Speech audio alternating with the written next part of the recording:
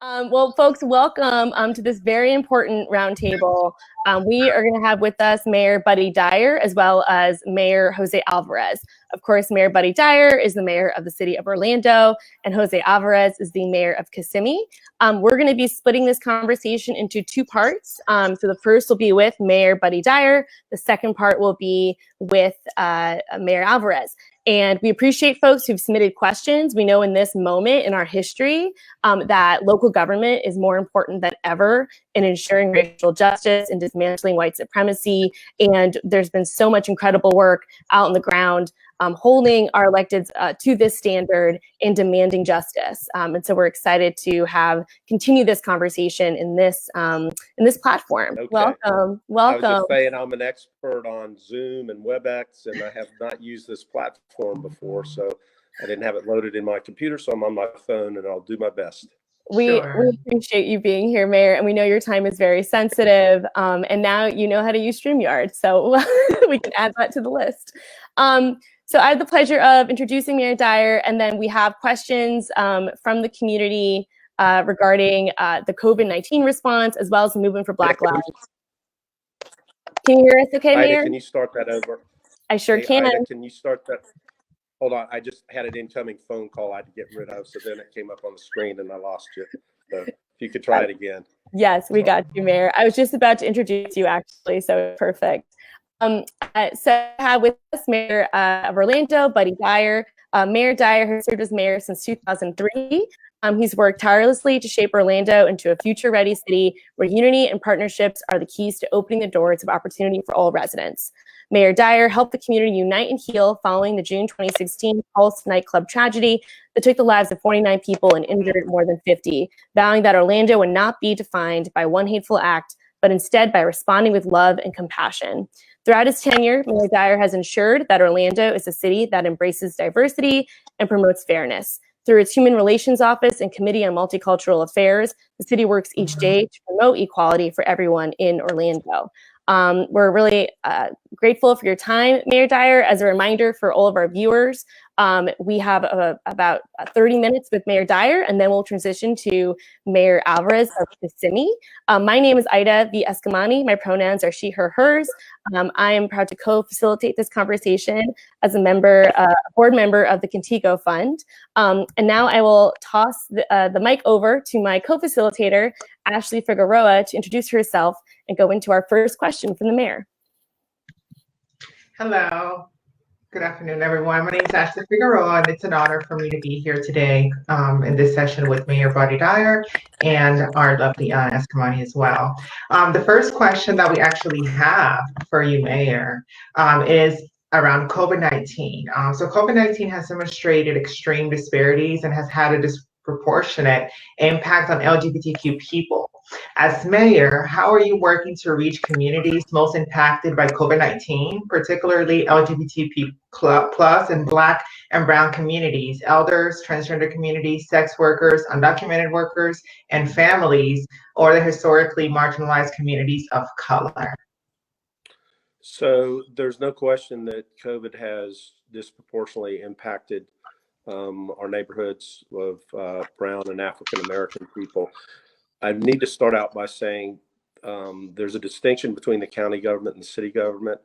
The health department is run by the county government, so we're kind of a secondary partner in the provision of those services, but we're doing everything that we can within our municipal services. So one of the things that we've done is to work hard to provide all of the information related to COVID in Spanish, in Creole, and Portuguese, and Vietnamese, which other than English are the four languages that are most spoken in the city of Orlando.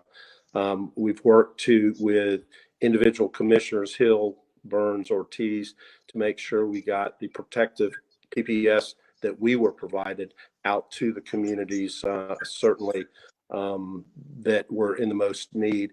And then the other thing is the county has been very good, the health department with us, with providing testing kits for us. So rather than using the big convention center site, what we have sought to do is take mobile sites into our neighborhoods. So we've been at Camping World Stadium a number of times, the Smith Center, the Englewood Center, the Northwest Center to make it available Rosemont Center within the neighborhoods where people could actually walk up or bike up, no appointments. All you had to do was show an ID that you were from Orlando or Orange County.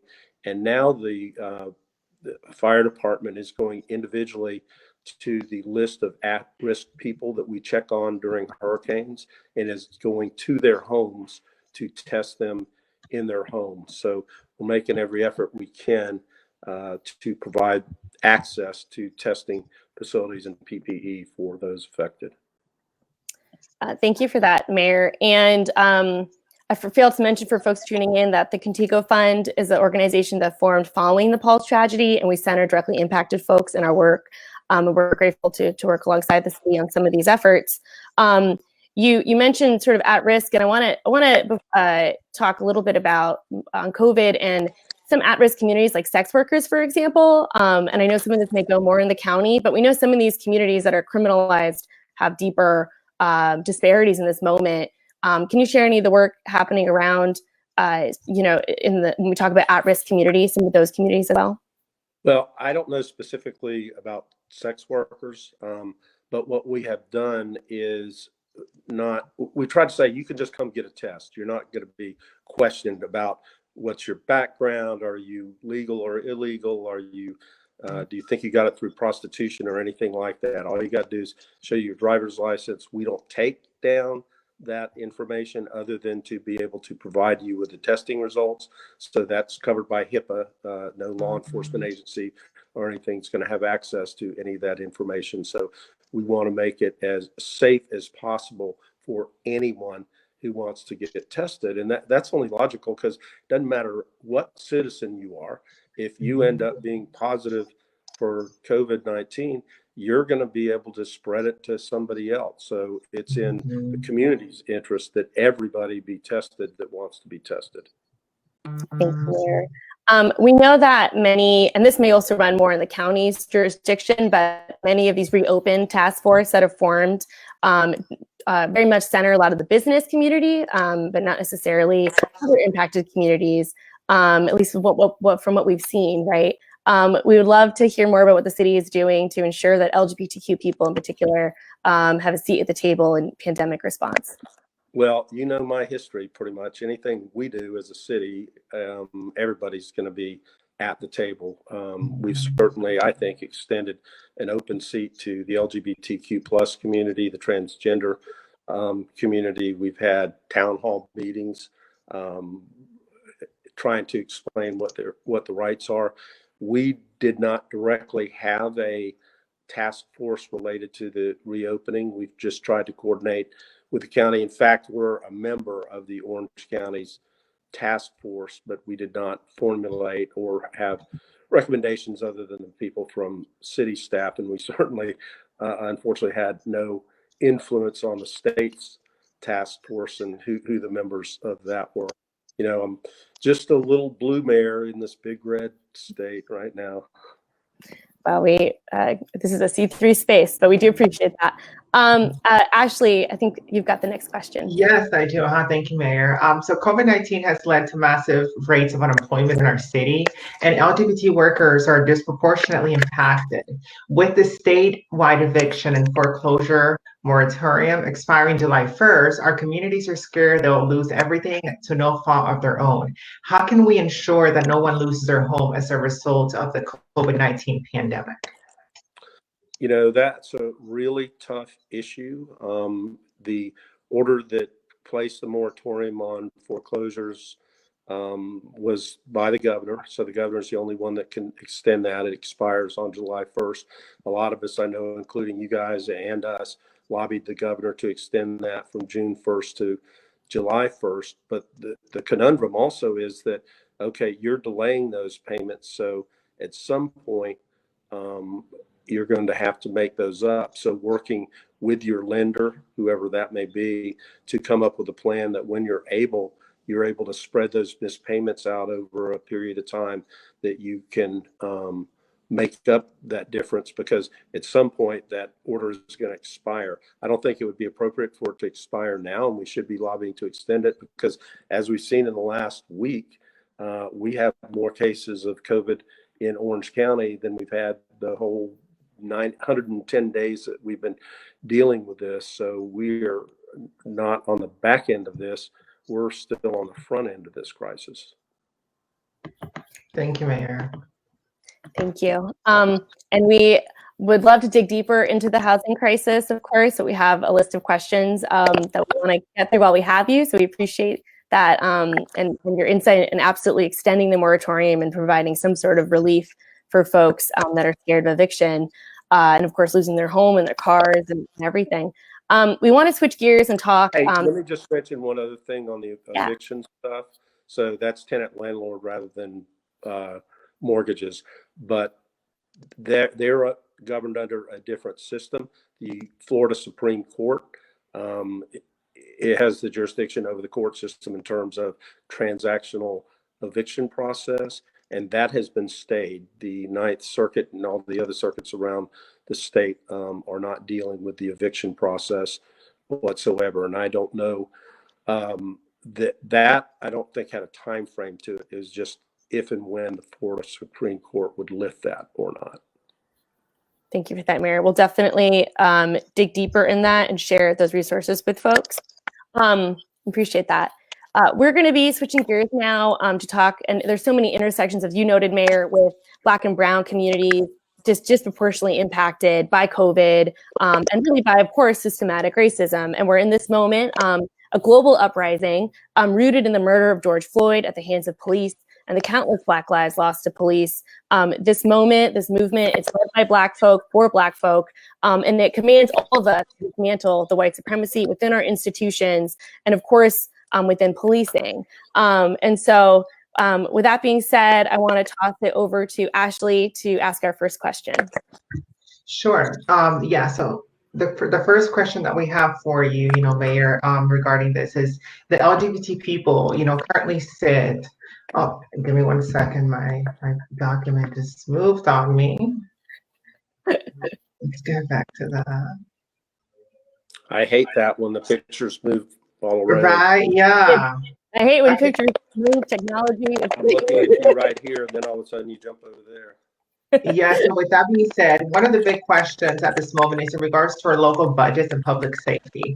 As mayor, how do you define public safety, Mayor? I actually define public safety in a lot of different ways. It's feeling safe in your home. It's being protected from crime and making sure that crime is low.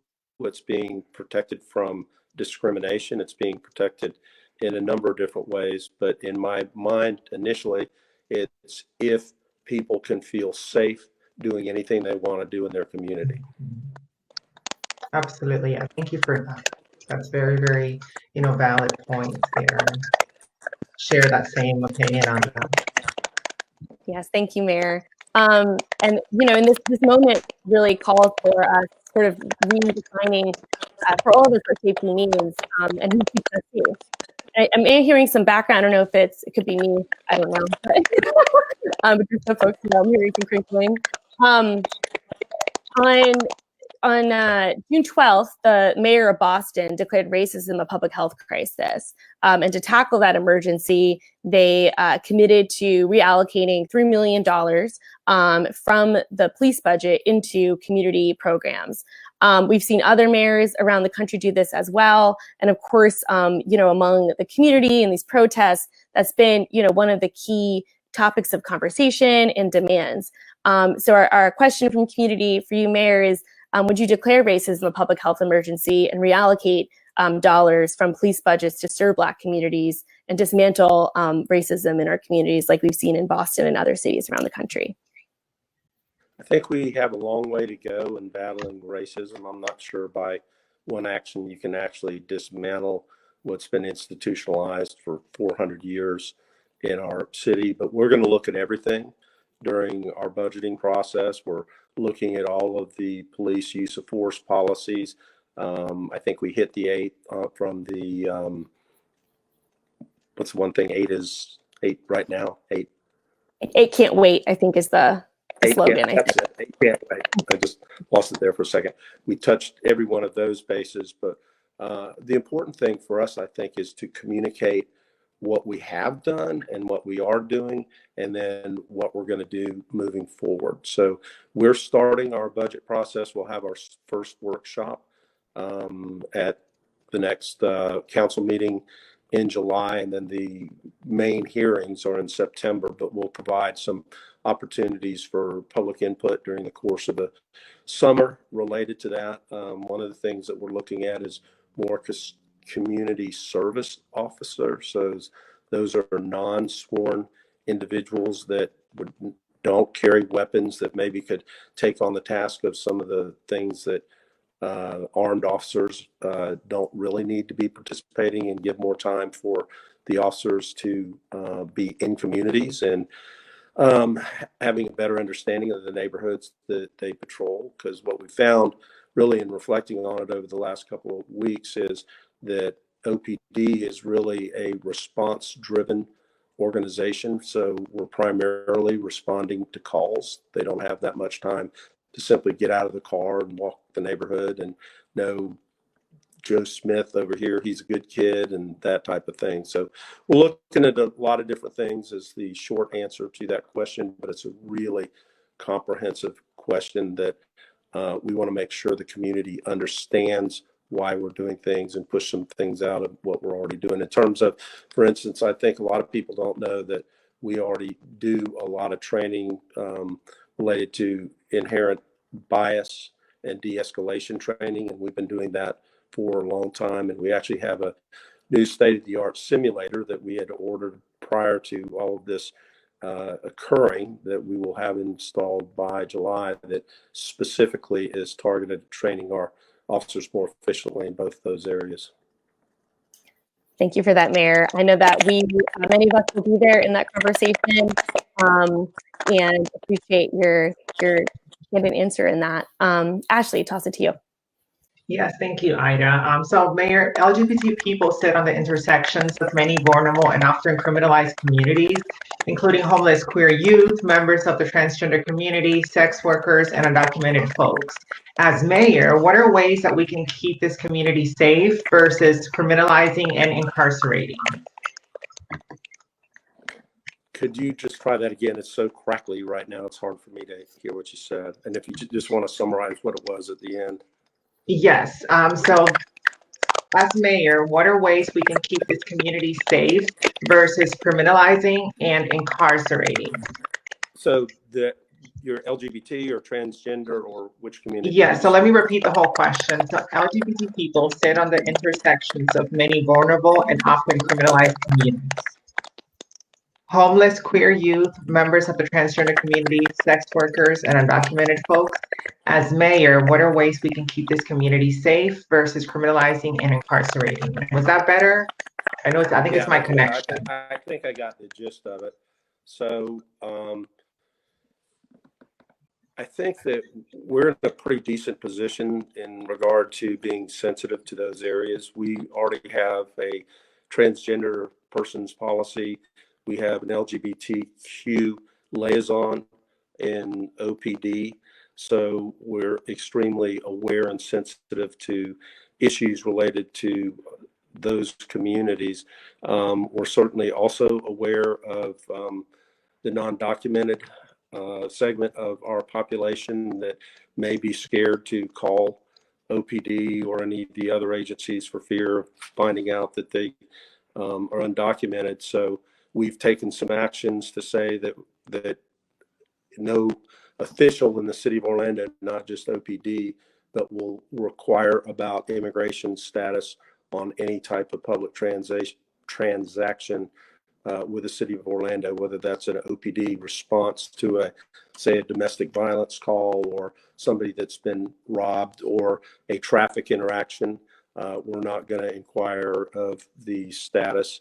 And that was a policy that was driven by the community. We had extensive discussions with a lot of people, I think you guys included. So it at least shows that when there's an issue out there, we're going to listen and see if we can come to something that is helpful in that regard. Thank you. Thank you for that, Mayor. I know that our tech team is trying to help with the background noise by muting us and off. So if folks are confused, that's this magical hand trying to help us out. Appreciate that. And in this moment, echoing Ashley's question, we're looking at communities that, particularly in the LGBTQ community, a lot of the struggles of poverty, of homophobia, of transphobia, of racism lead to situations where our communities are criminalized and we're being incarcerated versus, supported and healed, right? And of course, the city of Orlando made a big move. I think it was 2016 when we deprioritized cannabis possession, right? And so things of that nature, of how we can continue to build safer communities by supporting vulnerable communities rather than, perpetuating criminalization. Of course, understanding that so much of this is also in the state statute, and how can we, use within our jurisdiction to solve these issues and really keep everyone safe. And part of that process around, you mentioned budget, I think July 20th is the date of the budget meeting, I think. We'll definitely confirm and get that out. But one concept in our work is around a concept we call participatory budgeting. So it's this idea that community really has a say in our tax dollars and our budgets. And of course, we know it's a challenge due to various privileges to have folks engaged, in the budgeting process and a local government, of course. But with that being said, as we think about how we can be better in our communities, what are ways, in your opinion or in your experience, that we can make the city's budgeting process more accessible and engage all of our residents? So, as I mentioned, we have several different public hearings, but also through our boards. A lot of I'm not muted, am I? No, we can hear you. I'm muted. We can hear you. You are not muted. Okay.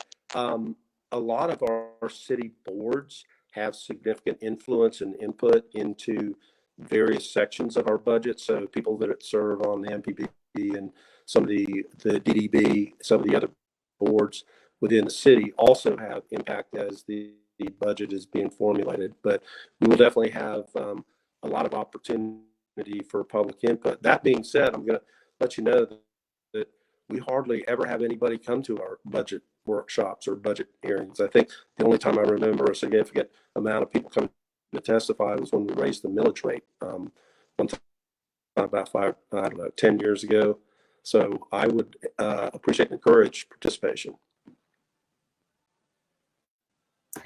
Thank you, Mayor. And before we go on to the audience questions, we have one more question around this. What are the ways the city's police citizen review board currently or could reflect the communities most impacted, especially those living at the intersection of marginalized identities, and provide more authority, oversight, and engagement and transparency? So, as I mentioned at the very outset, we take great pride in making sure that all of our community boards represent the diversity of our community, whether that's age, whether that's ethnicity, whether that's sexual status, whatever that may be. And the Citizens Review Board, we were one of the first cities to create it. And it was after the Rodney King episodes in LA. So it was long before I was mayor, and a lot of other cities have modeled their citizen police review board after them. What I will tell you is we're guided in somewhat by state law in large part by state law on how you are allowed to investigate and discipline police officers. There's something called the Police Officers Bill of Rights. So you can't give complete latitude to the Citizens Review Board to determine discipline.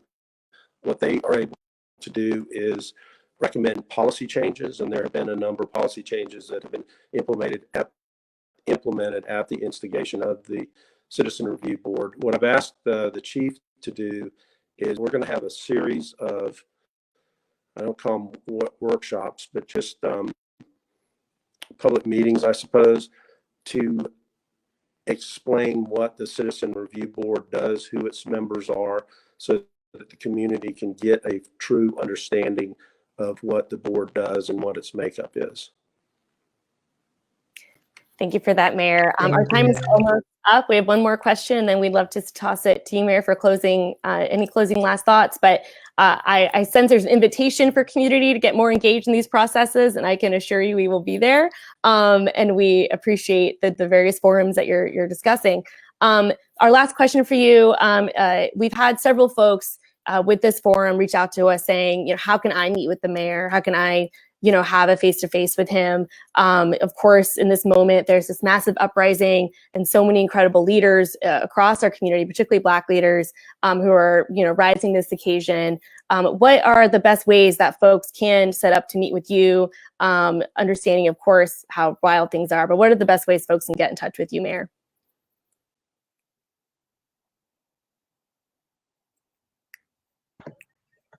Your mic is muted. There we go. No, my mute. Okay, it's a little more difficult while we're still don't have City Hall open, so we're not actually taking public meetings in City Hall right now. So I've been doing a ton of Zoom meetings. I've done a lot of listening tour type of meetings. So, for instance, with the African American Council of Clergy, with the leaders of African American not-for-profits, our Martin Luther King Jr. Committee, our Black History Month Committee. But I would be glad to set up I don't want to categorize the folks that are on this call, but if we want to have a group of 10 or 15 people that represent LGBTQ interest or transgender interest and just have a little listening phone call, I'm definitely receptive to that. And I find that having a smaller number of 10 to 15 so everybody can participate instead of having 100 so that I'm the only one talking, instead of being able to get questions or comments and process them. So right now, the best way would be to reach out, in this case, to Felipe, and maybe get something on the schedule for one of the listening tour calls we're doing. Awesome. Thank you, Mayor. We definitely know how to reach Felipe, and we'll make sure to share that information. Mayor, we greatly appreciate your time. We know it's very sensitive. I just want to toss it to you for any last closing thoughts.